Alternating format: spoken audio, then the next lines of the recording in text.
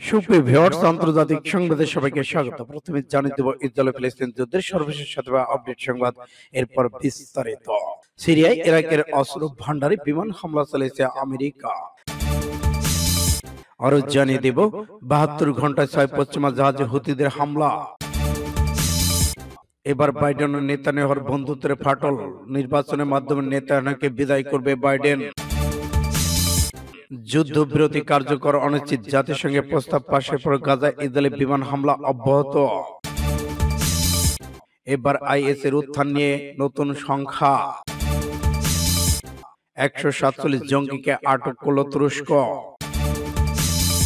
যে কারণে ইসরায়েল জাতিসংঘের যুদ্ধবিরতি প্রস্তাব মানতে বাধ্য হামাস নয়। এবং সর্বশেষে জানিয়ে দেব ইসরায়েলের বিমান ঘাঁটিতে ধ্বংসাত্মক হামলা। এতক্ষণ শুনছিলেন সংবাদ শিরোনাম, এখন বিস্তারিত। তবে অনুরোধ থাকবে এই ভিডিওটিতে একটি লাইক দিন এবং কমেন্টস করে জানিয়ে দিন আপনি কোন জেলা থেকে বা কোথা থেকে আমাদের সাথে যুক্ত রয়েছেন।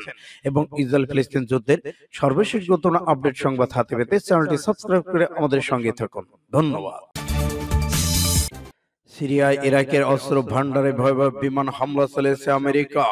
সিরিয়ার পূর্বাঞ্চলে থাকা ইরানের রেভলিউশনারি গার্ডসের দুটি অস্ত্র গোলাবারুদের গোদাম বিমান হামলা চালিয়েছে যুক্তরাষ্ট্র। প্রতিরক্ষা মন্ত্রী লর্ড অস্টিন বলেছেন, ইরাক ও সিরিয়ায় থাকা মার্কিন সামরিক ঘাঁটিগুলোকে লক্ষ্য করে ইরান সমর্থিত সশস্ত্র গোষ্ঠীগুলো চালানো সম্প্রতি হামলার জবাবে এই হামলা চালানো হয়েছে। এক বিবৃতিতে তিনি বলেছেন, মার্কিন বিমান হামলাগুলো ইসরায়েল হামাসের মধ্যে চলমান সংঘাত থেকে বিচ্ছিন্ন এবং ভিন্ন। ইরান তাৎক্ষণিকভাবে কোনো মন্তব্য করেনি। ইরাকের সীমান্তের কাছে আবু কামাল শহরে স্থানীয় সময় ভোর 4:30টার দিকে এই হামলা চালানো হয়। এই হামলায় কেউ হতাহত হয়েছে কিনা তা এখনো জানা যায়নি। এক বিবৃতিতে মিস্টার অস্টিন বলেছেন, গত 17 অক্টোবর থেকে শুরু হয় ইরাক ও সিরিয়া মার্কিন সামরিক সদস্যদেরকে লক্ষ্য করে ইরান সমর্থিত সশস্ত্র গোষ্ঠীর চালানো চলমান হামলা ব্যর্থতার জবাবে হামলা চালানো হয়েছে। ইসরায়েল হামাসের মধ্যে সংঘাত শুরুর পর থেকে মার্কিন যৌথ বাহিনীর সদস্যরা ইরাকে 12 বার এবং সিরিয়ায় 4 বার হামলা শিকার হয়েছে। এদিকে যুক্তরাষ্ট্রের সামরিক বাহিনীকে লক্ষ্য করে ইরানের গোষ্ঠীগুলোর মধ্যে এই ধরনের হামলা চলমান থাকলেও আমাদের জনগণের নিরাপত্তার জন্য আমরা পদক্ষেপ নিতে দ্বিধা করব না। 72 ঘন্টায় 6 পশ্চিমা জাহাজে হামলা হুতিদের। 72 ঘন্টায় এডেন উপসাগর এবং লোহিত সাগরে 6টি জাহাজের ড্রোন ও ক্ষেপণাস্ত্র হামলা চালিয়েছে ইয়েমেনের সশস্ত্র গোষ্ঠী হুতি বিদ্রোহীরা।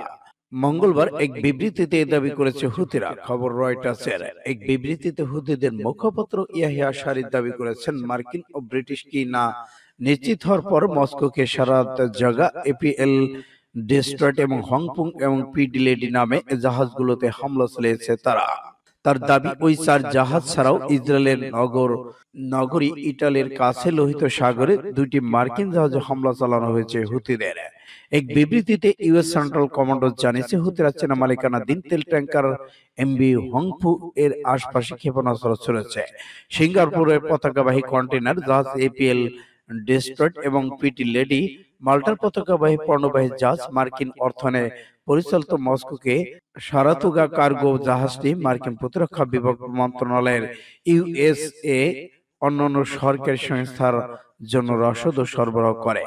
গাজায় হামলা বন্ধ, গাজাবাসীদের সঙ্গে সংহতি প্রকাশে নভেম্বর থেকে লোহিত সাগরের পশ্চিমা জাহাজগুলোতে হামলা চলে আসছে ইয়েমেনের বেশিরভাগ এলাকায় নিয়ন্ত্রণকারী সশস্ত্র গোষ্ঠী।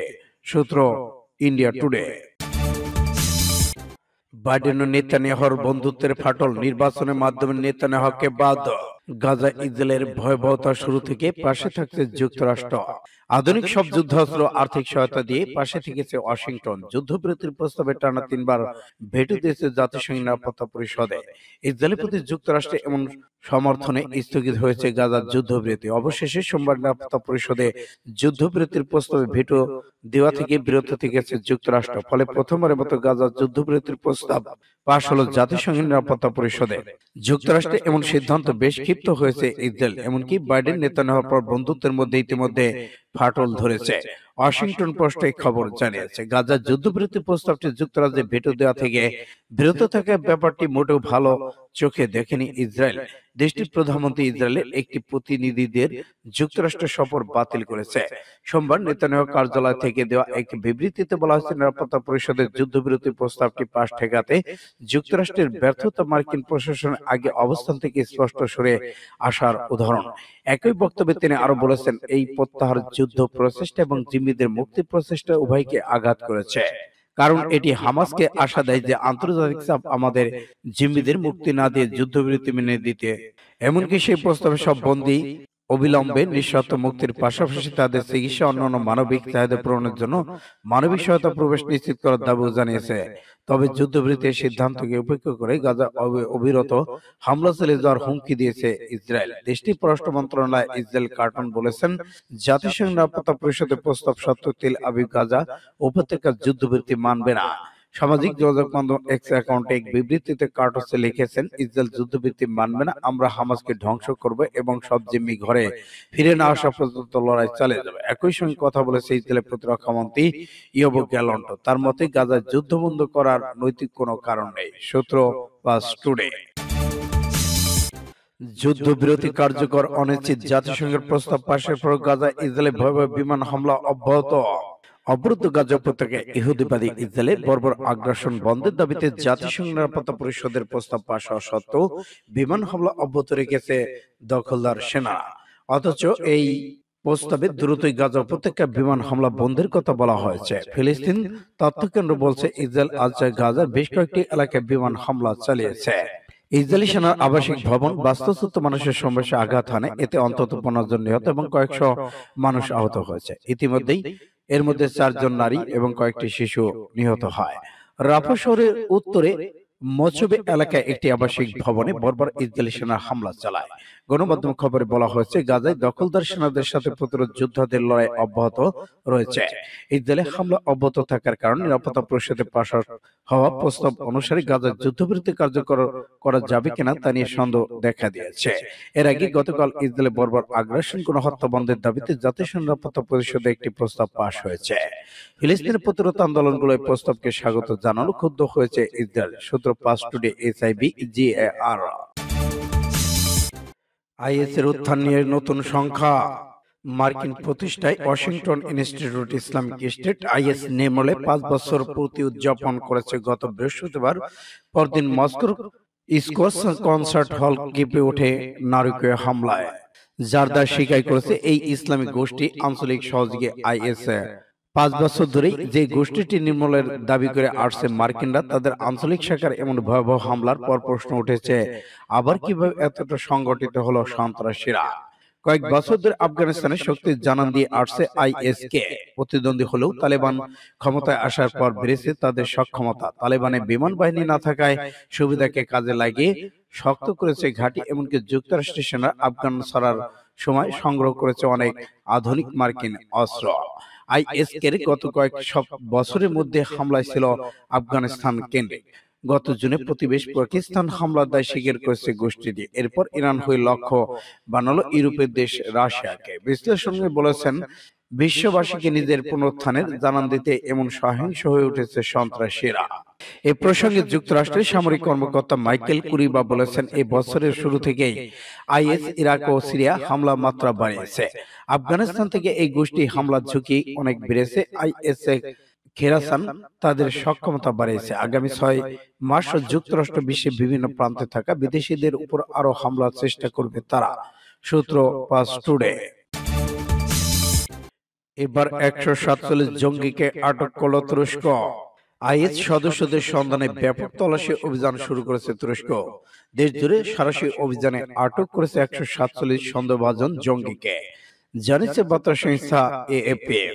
তুর্কি স্বরাষ্ট্র মন্ত্রণালয় নিশ্চিত করেছে তথ্য। সামাজিক যোগাযোগ মাধ্যম এক্স-রে দেওয়া বার্তা স্বরাষ্ট্রমন্ত্রী আলী ইয়ারকিলা জানায়, 30টি প্রদেশে চালানো হয়েছে তল্লাশি। গোপন তথ্যের ভিত্তিতে জঙ্গিদের বিভিন্ন আস্তানায় হানা দেয় নিরাপত্তা বাহিনীর সদস্যরা। আটককৃতদের সাথে জঙ্গি গোষ্ঠী ইসলামিক স্টেট আইএস এর সম্পৃক্ততার অভিযোগ রয়েছে বলে জানানো হয়।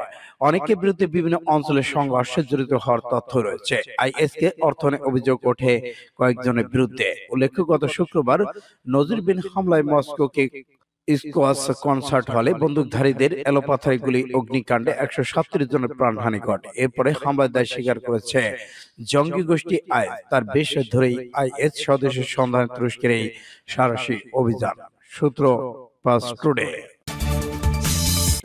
যে কারণে ইসরায়েল জাতিসংঘের যুদ্ধবিরতি প্রস্তাব মানতে বাধ্য হামাস নয়।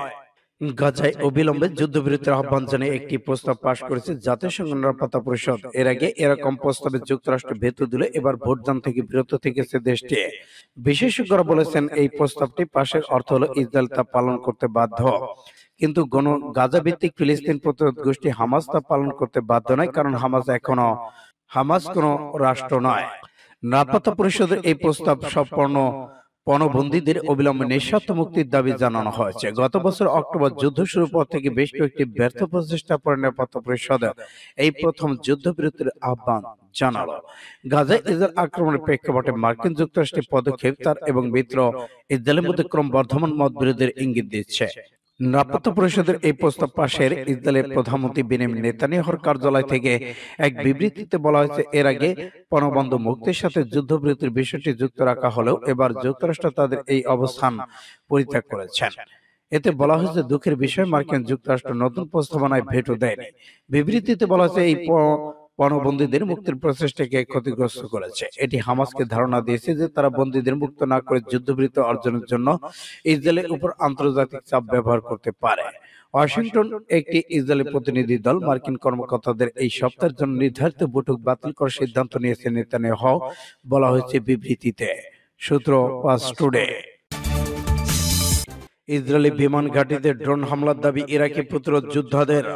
অধিকৃত গোলান মালভূমি ইসরায়েলি বিমান ঘাঁটিতে ড্রোন হামলা চালিয়েছে ইরানপন্থী সশস্ত্র গোষ্ঠীগুলোর জোট ইসলামী রেজিস্ট্যান্স ইন ইরাক। ইসরায়েলি সামরিক বাহিনী ইসরায়েলি গণমাধ্যমে হামলার বিষয়ে তাৎক্ষণিক কোনো খবর পাওয়া যায়নি। তবে জর্ডানের সেনাবাহিনী সিরিয়া সীমান্তে একটি অজানা উৎস থেকে সন্দেহজনক আকাশযানের খবর জানিয়েছে।